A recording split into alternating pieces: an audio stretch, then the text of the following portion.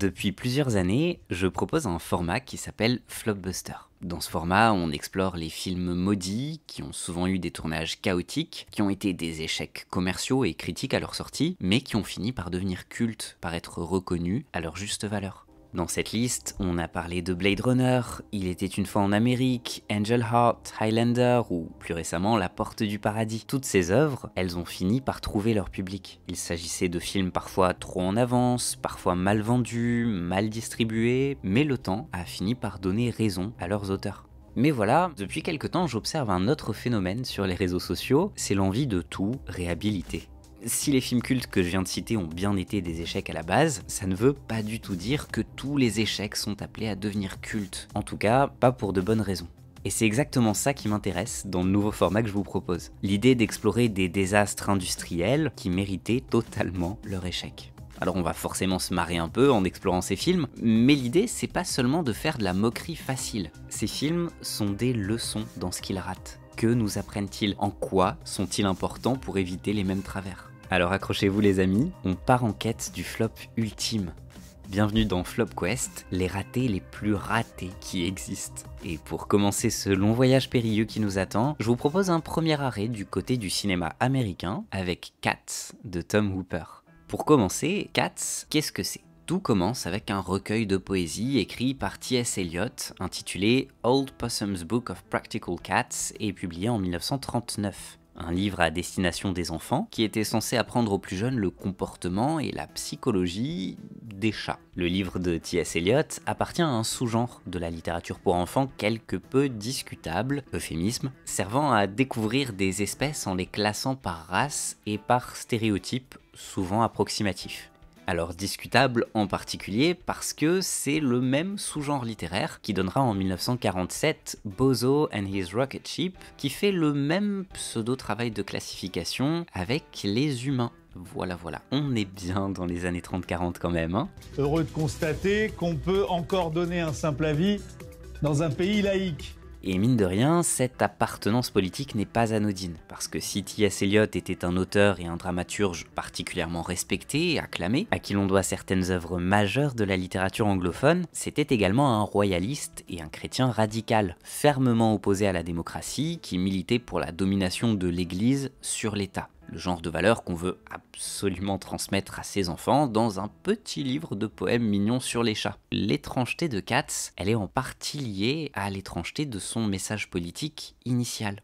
Je ne vais pas vous faire une longue analyse politique de Cats, mais si le sujet vous intéresse, je vous renvoie vers la vidéo passionnante de Maggie Mae Fish à ce propos. Allez-y, c'est incroyable. So it's no coincidence that Cats contains a hell of a lot of fascist imagery and ideology, but like, for kids. To start, let's compare Cats to Umberto Eco's essay Fascism, where he laid out 14 properties associated with fascist ideology. Most obviously, there's the whole death cult thing, where death is ritualized and glorified with the promise of rebirth. There's the cult of tradition as a means of denying progress in favor of reinforcing old power structures. Instead of using the scientific method to discover new knowledge, or using rational thought to arrive at reasonable conclusions, the cult of tradition demands that you look back to the past for all the answers. According to Umberto Eco, there can be no advancement of learning. Truth has already been spelled out once and for all, and we can only keep interpreting its obscure message. Dès les années 50, plusieurs poèmes de T.S. Eliot vont être adaptés en musique par Alan Rawsthorne puis Humphrey Searle, mais c'est dans les années 80 que tout va basculer.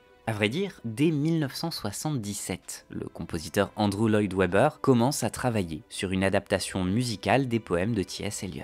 L'idée était d'en faire un concert pour la BBC, et le titre provisoire était Practical Cats, en hommage au travail de Rawsthorne sorti dans les années 50. Ce projet pour la BBC est rapidement abandonné, et vient alors l'idée d'adapter le concept en comédie musicale. Le projet va soulever énormément de scepticisme. À vrai dire, Andrew Lloyd Webber a dû hypothéquer sa propre maison pour apporter les 175 000 $ manquants au budget démentiel du projet. Oui, il a coûté 1,16 million de dollars. En 1981, la comédie musicale est présentée sur scène pour la première fois et l'histoire fera le reste. Succès historique qui sera joué à Broadway pendant 18 ans, à Londres pendant 21 ans, Cats a passé les 3,5 milliards de dollars de recettes mondiales. Et même sans avoir la moindre culture ni le moindre intérêt pour les comédies musicales de Broadway, je suis absolument certain que vous connaissez au moins une des chansons phares de Cats, celle-ci.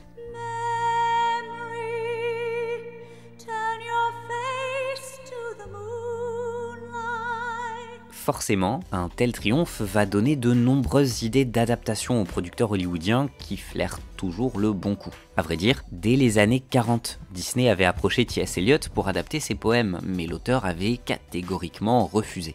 Au début des années 90, c'est Steven Spielberg, avec sa société Amblimation, qui commence à développer un film d'animation Cats. Le duo Phil Niblink et Simon Wells, qui vient tout juste de finir Fievel au Far West, se voit immédiatement confier la direction du projet. Ils sont accompagnés par une bonne partie de l'équipe ayant travaillé sur Roger Rabbit, notamment Hans Backer, à qui l'on doit une bonne partie des concept art du projet ayant survécu et qui sont encore disponibles aujourd'hui. Le studio de Spielberg mise sur un film d'animation sombre et inquiétant, inspiré par l'expressionnisme allemand. Mais voilà, après 6 mois de travail, Amblin abandonne temporairement le projet. Et la raison est simple, la structure même de l'œuvre de T.S. Eliot et de la comédie musicale de Andrew Lloyd Webber ne permet pas de développer un récit à proprement parler. Amblimation se consacre alors à Balto et laisse de côté le projet Cats. Quelques mois plus tard, Spielberg tente de relancer Cats avec une toute nouvelle équipe à Los Angeles, mais là encore rien n'y fait.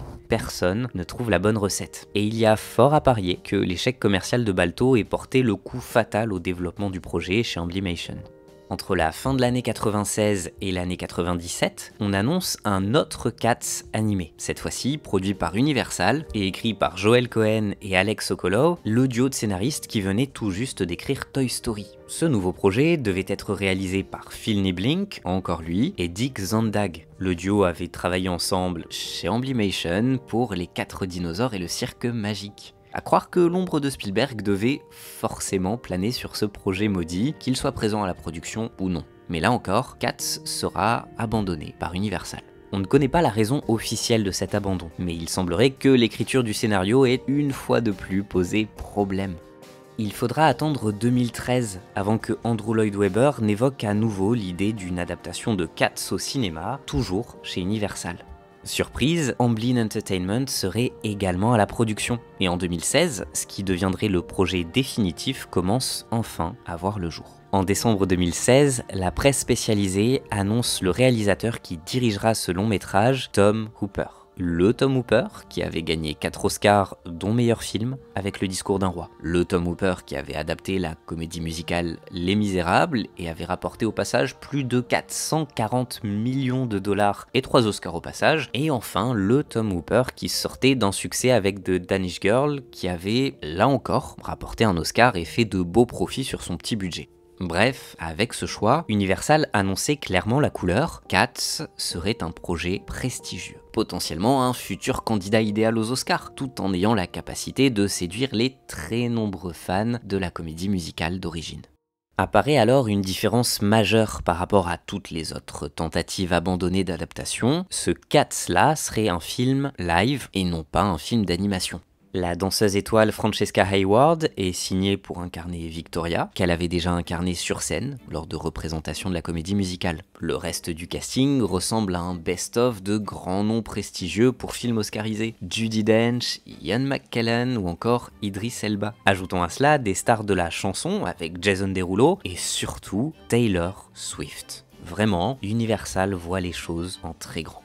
Le tournage va se dérouler dans les temps. Le budget estimé entre 80 et 100 millions de dollars reste dans la limite de ce qui était prévu. Tout semble correspondre à ce qui était attendu du projet. Ce qui aurait pu mettre la puce à l'oreille, c'est que Hooper avoue, le soir de la première, qu'il a terminé le montage la veille et qu'aucun membre du casting n'a vu le film. Mais à part ça, ça semble plutôt facile. D'autant qu'une chose semblait évidente, le marketing serait une ligne droite. Avec autant de célébrités et de noms respectés à bord du projet, Cats semblait être le succès le plus facile de l'année pour Universal. Pas vrai? I mean, I have no idea what to expect. I haven't seen the movie. They just finished it like 5 minutes ago. I can't understand how you've not seen. I know, me too. Bon, les amis, on va devoir parler de Cats, et donc faire une chose que personne n'a osé faire depuis 2019, revoir Cats, le film.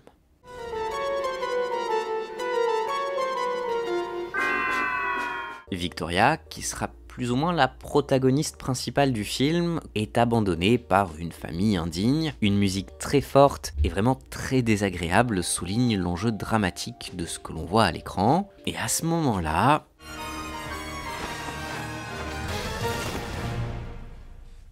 Oh my God!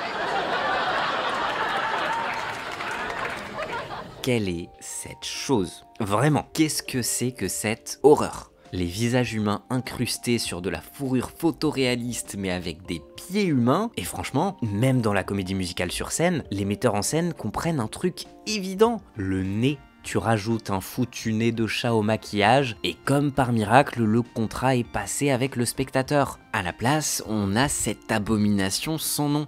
Et en fait, l'analyse pourrait s'arrêter là. Honnêtement, qu'importe à quel point tu soignes l'écriture ou la mise en scène derrière, même si, attention, on va voir que c'est pas le cas, mais qu'importe ce que tu fais, ça restera une abomination visuelle, une monstruosité numérique qui n'a aucun sens. Ça n'est pas charmant, ça n'est pas attachant, ça n'est rien de ce que c'est censé être. Are you blind when you're born? Can you see in the dark?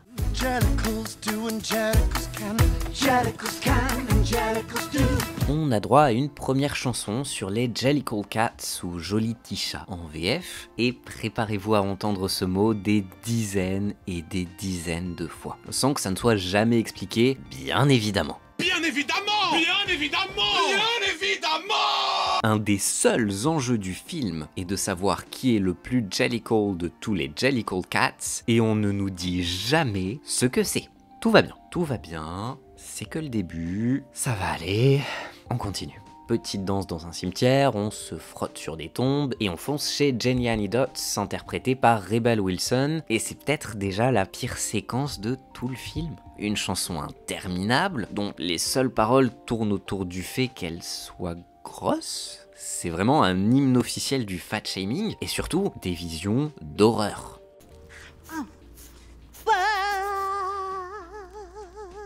Ah, et petite précision, la chanson de base est censée être interprétée par un trio de vraies chanteuses sur scène évidemment. Ça explique peut-être pourquoi à l'oreille c'est aussi compliqué à encaisser. On enchaîne avec le tableau cauchemardesque du Rebel Wilson chat qui dresse une fanfare de cafards terrorisés avec des visages d'enfants pour les bouffer de manière totalement aléatoire avant de retirer sa peau comme une robe et de retourner vers son jeu de massacre. Ok, c'est une caméra cachée. Pourquoi? Juste expliquez-moi pourquoi. La lumière fut, tout prend sens. Je suis sûr qu'il y a une caméra. Je suis sûr qu'il y a une caméra. Paf, vu. On était filmé depuis le début. Ah, elle était là. Pourquoi, après plus d'un quart d'heure de film, on ne comprend toujours rien? Pourquoi ces visions affreuses? Pourquoi ce film? Et pourquoi ce foutu plan qui passe sous l'entrejambe des cafards? Le film est réalisé avec une paresse folle. Exactement comme pour Les Misérables, Tom Hooper montre qu'il n'a absolument aucun talent pour mettre en scène le mouvement, pour sublimer la danse. La plupart des chorégraphies sont filmées en plan fixe, sans énergie, bien trop près pour que l'on puisse voir les mouvements des danseurs. Et une des seules fois du film où il fait vraiment virevolter sa caméra, c'est pour faire ça, ce truc-là. Vous savez quoi? Plus le temps passe, et plus j'ai l'impression d'être tombé sur une catégorie interdite sur un site pour adultes. À ce propos, on a le droit à une petite blague sur la voix aiguë de Jason Derulo.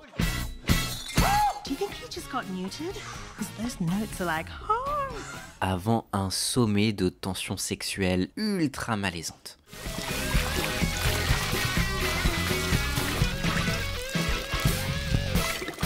Attendez, c'était vraiment un livre pour enfants à la base?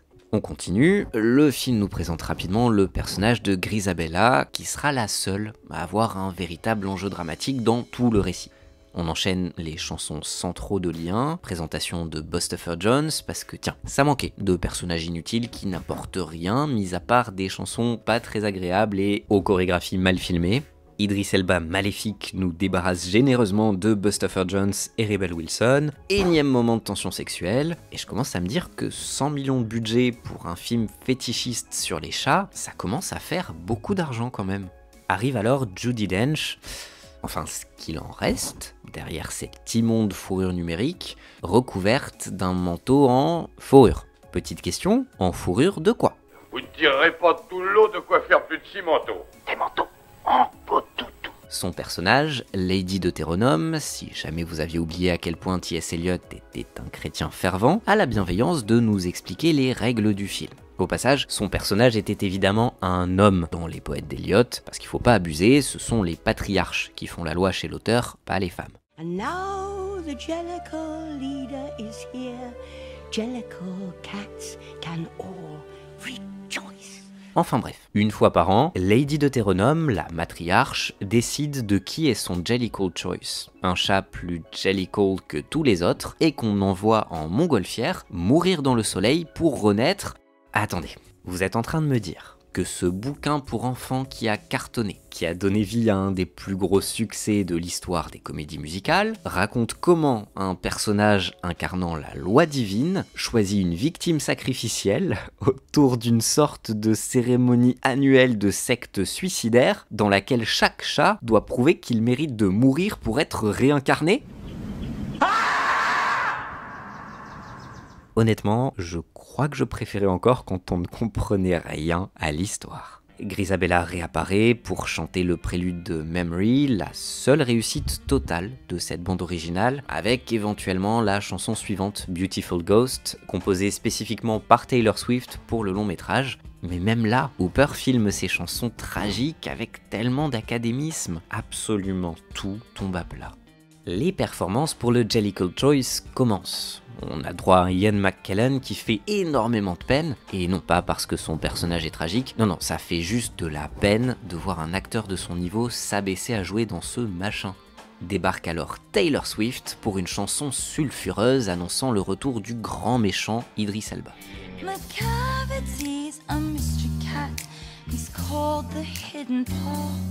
Chanson sulfureuse. Beaucoup trop sensuelle pour un truc avec des chats et une poudre d'herbe à chat pour pimenter le tout. Dites-moi juste pourquoi. Idris Elba profite de la cérémonie pour kidnapper tout le monde. Son objectif, c'est d'être choisi lui par la matriarche, alors qu'il passe le film à nous répéter à quel point il est incroyable et charismatique. Et du coup, on a un peu de mal à savoir pourquoi il tient tant que ça à mourir. Mais bref, il kidnappe Judi Dench, on se farcit une chanson interminable du chat magicien. Hop, ta gueule c'est magique, retour de Judi Dench, Idris Elba perd, les gentils gagnent, et le retour de Memory pour le seul moment à peu près réussi du film. Sauf que toute la force des paroles, c'est que Grisabella est rejetée. Elle est traitée comme une paria, et elle implore à plusieurs reprises qu'on la touche très littéralement, pour lui prouver qu'elle est à nouveau acceptée, qu'elle fait partie du groupe. Ça pourrait être un moment de supplication absolument déchirant, si seulement Tom Hooper savait lire les foutues paroles des foutues chansons de son foutu film.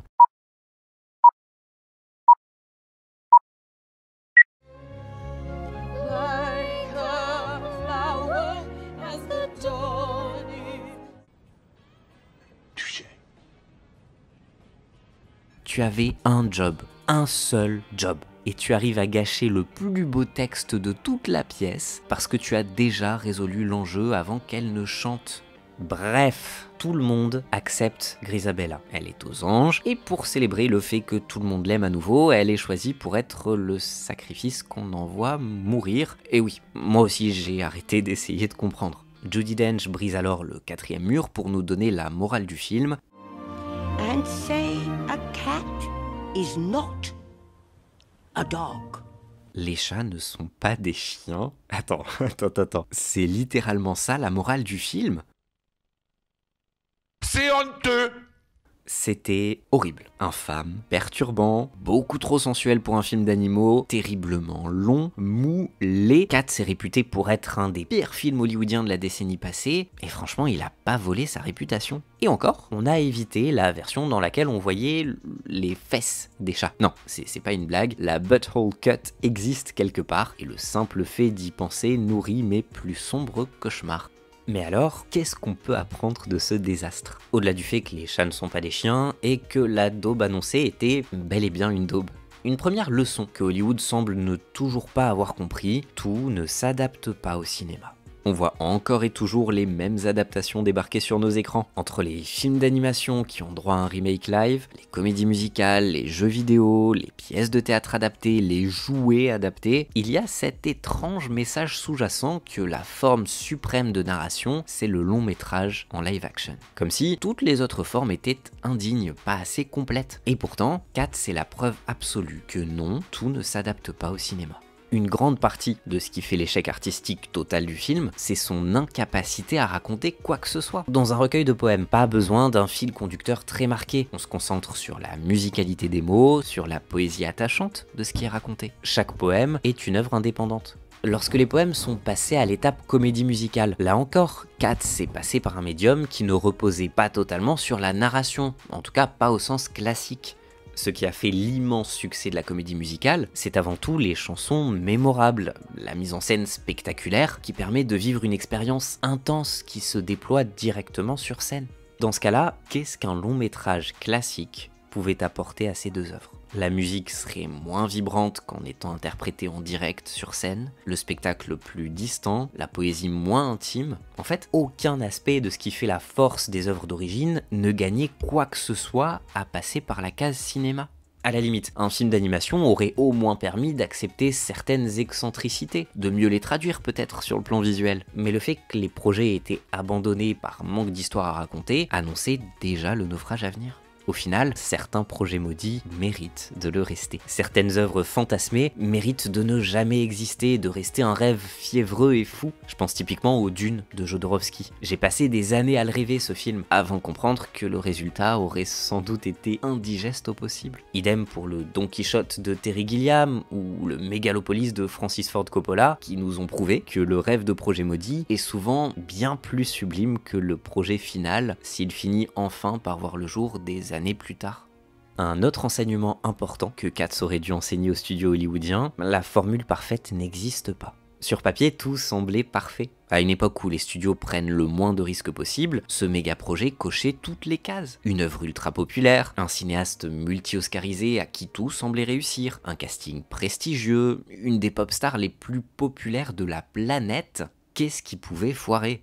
Mais en y regardant de plus près, Tom Hooper avait déjà montré qu'il ne savait pas filmer le cinéma musical avec Les Misérables. Les plans trop serrés gâchaient déjà toute la notion de mouvement. La mise en scène académique enlevait l'énergie de la pièce. La volonté de faire chanter les acteurs en direct pendant le tournage massacrait toute la splendeur des mélodies. Au final, le film a été un succès en partie parce qu'il était plus balisé. On est sur une forme littéraire, quelque chose de visuellement plus noble. C'était franchement difficile de rater complètement sur la forme Les Misérables. Mais c'était déjà loin d'être le coup d'éclat qu'on nous avait promis. Même avant Les Misérables, on percevait des signes de ce qui n'allait pas dans son cinéma. Avec Le Discours d'un roi, on voyait déjà une étrange incompréhension de la mise en scène chez Hooper. Beaucoup le catégorisent dans la liste des cinéastes à Oscar très académiques, mais c'est pas tout à fait vrai. Dans ce film, qui a marqué le début de sa période de gloire, le cinéaste enchaîne les choix discrets, mais quelque peu incompréhensibles. On a énormément de plans débulés tout droit sortis de chez Terry Gilliam par exemple. Ce plan-là, ça a du sens dans un univers paranoïaque, surréaliste, pour traduire l'esprit tortueux des personnages.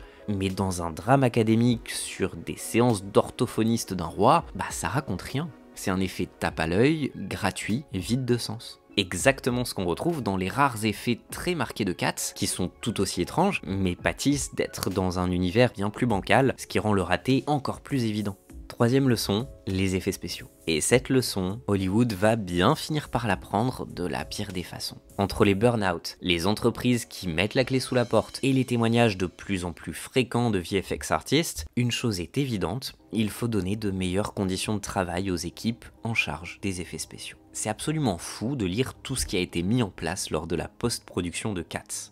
Parce que oui, dans la première partie de cette vidéo, je disais que le tournage s'est passé comme prévu, sans souci. En fait, le cœur du problème, ça a été après. Les équipes d'effets spéciaux ont eu 6 mois pour éditer les plans de la bande-annonce, un laps de temps très raisonnable pour offrir quelque chose de qualitatif, sauf que ces mêmes équipes n'ont eu par la suite que 4 mois pour boucler le film entier. 4 mois. 3 mois.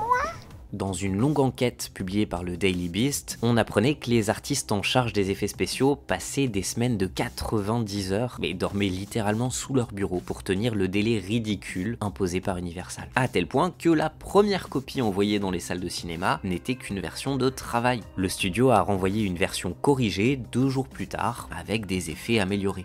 Alors oui, c'est facile de se moquer du résultat, parce qu'évidemment, c'est laid. Ce qu'on voit à l'écran est d'une laideur absurde, et plus encore pour un film qui vient d'un gros studio et qui dispose d'un budget franchement confortable. Mais la faute revient au délai absurde imposé par l'industrie, ainsi qu'au réalisateur, qui n'en faisait qu'à sa tête, et qui a considérablement compliqué le travail des équipes techniques. Et ça vaut pour beaucoup d'autres films. Et oui, je pense à toi, Taika Waititi, qui ne trouve rien de plus malin à faire que de se moquer ouvertement des effets spéciaux de ton propre film en interview, alors que tu sais très bien les conditions pitoyables dans lesquelles les équipes travaillent, pendant que toi, tu joues au Yes Man qui filme son petit produit médiocre sur fond vert. Et si on est tombé à raison sur Waititi, bah franchement, l'indécence était déjà démesurée avec James Corden et Rebel Wilson pendant les Oscars 2020. As cast members of the motion picture Cats, nobody more than us understands the importance of good visual effects. Une blague d'autant plus indigeste qu'à ce moment-là, MPC Vancouver, une des filières principales qui avait travaillé sur le film, venait de fermer en causant un licenciement de 800 personnes. D'ailleurs, pour illustrer à quel point Hooper n'a pas aidé ses équipes, le choix de faire du tout numérique, et non pas des costumes et des maquillages comme pour la comédie musicale, était essentiellement à ses yeux un moyen de faire signer plus facilement des stars. Globalement, le cinéaste avait peur de n'essuyer que des refus s'il annonçait à son futur casting qu'il faudrait des heures de maquillage avant chaque prise. Autrement dit, on n'est pas sur un cinéaste qui fait le choix du numérique parce qu'il a quelque chose à raconter avec cette technologie. On n'est pas sur un Cameron qui est prêt à passer plusieurs décennies dans le même univers parce qu'il y trouve un terrain d'expérimentation. On n'est pas non plus sur un Gareth Edwards qui te fait The Creator avec moins de budget que Cats, simplement parce qu'il est passionné d'effets spéciaux et qu'il pense l'utilisation des effets en amont du tournage. Contrairement à Hooper, il ne filme pas comme ça, de manière aléatoire, sans penser au boulot qu'il passe aux techniciens derrière lui. Alors oui, c'est infernal à regarder, mais c'était infernal pour les animateurs. Le résultat, c'est des colliers et des accessoires ajoutés qui ne collent pas du tout avec la texture de la fourrure, des pieds qui ne sont pas ancrés dans le décor, et j'en passe. Personne n'aurait pu sauver cet objet difforme et laid dans de telles conditions. Au final, pour un simple raté, on en tire quand même pas mal d'enseignements de ce Cats. Alors j'espère que mon sacrifice n'a pas été vain, que vous avez apprécié cette vidéo, et dites-moi en commentaire si vous appréciez le format et s'il y a déjà des films auxquels vous pensez qui seraient intéressants d'être analysés en vidéo. N'oubliez pas de commenter, liker, partager, vous abonner, activer la cloche, vous connaissez le principe. Vous pouvez me soutenir sur Tipeee ou devenir membre de la chaîne sur YouTube désormais, et je vous dis à très bientôt pour une nouvelle vidéo.